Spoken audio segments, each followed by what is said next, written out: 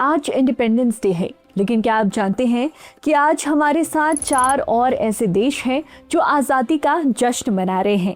लेकिन एक देश ऐसा भी है जहां आज़ादी नहीं बल्कि गुलामी की शुरुआत हुई है। सबसे पहले आते हैं नॉर्थ और साउथ कोरिया में। आज ये दोनों देश एक दूसरे के दुश्मन हैं, लेकिन 15 अगस्त को दोनों एक ही चीज सेलिब्रेट करते हैं, लिबरेशन। 1910 से 1945 तक पूरे 35 इयर्स तक कोरिया पर इंपीरियल जापान का बहुत ही ब्रूटल शासन था। 15 अगस्त 1945 को वर्ल्ड वॉर 2 में जापान के सरेंडर के साथ ही पूरा कोरिया पेनिनसुला आजाद हो गया। बाद में दोनों देश जरूर बढ़ गए, लेकिन आजादी का दिन इनका आज भी 15 अगस्त ही है। दूसरा देश है अफ्रीका का रिपब्लिक ऑफ द कॉन्गो। इस देश पर फ्रांस ने लगभग 80 साल तक राज किया और इसके नेचुरल रिसोर्सेज का भारी एक्सप्लॉयटेशन किया।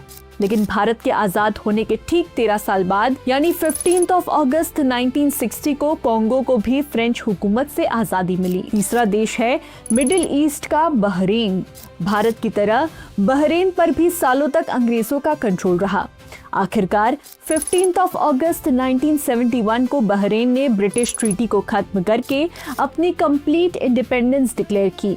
लेकिन बहरीन अपनी ऑफिशियल पब्लिक हॉलिडे 15 अगस्त को नहीं बल्कि 16 दिसंबर को मनाता है, क्योंकि उस दिन उनके पहले रूलर ने फॉर्मल थ्रोन संभाली थी। चौथा देश है यूरोप का छोटा सा देश लिechtenstein। ये किसी लड़ाई से आजाद नहीं हुआ था। 15 अगस्त 1940 में उनके तब के प्रिंस फ्रांस जोसेफ II का बर्थडे और एक ट्रेडिशनल क्रिश्चियन फेस्टिवल दोनों ही एक दिन थे।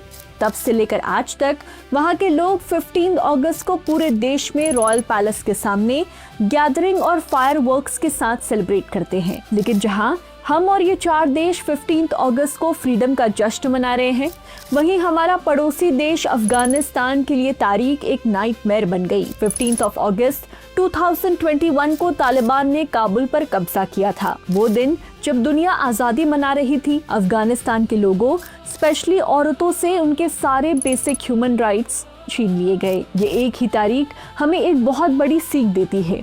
इसलिए अपने देश और अपनी आज़ादी की हमेशा कद्र करें। एक बार फिर से आप सभी को हैप्पी इंडिपेंडेंस डे।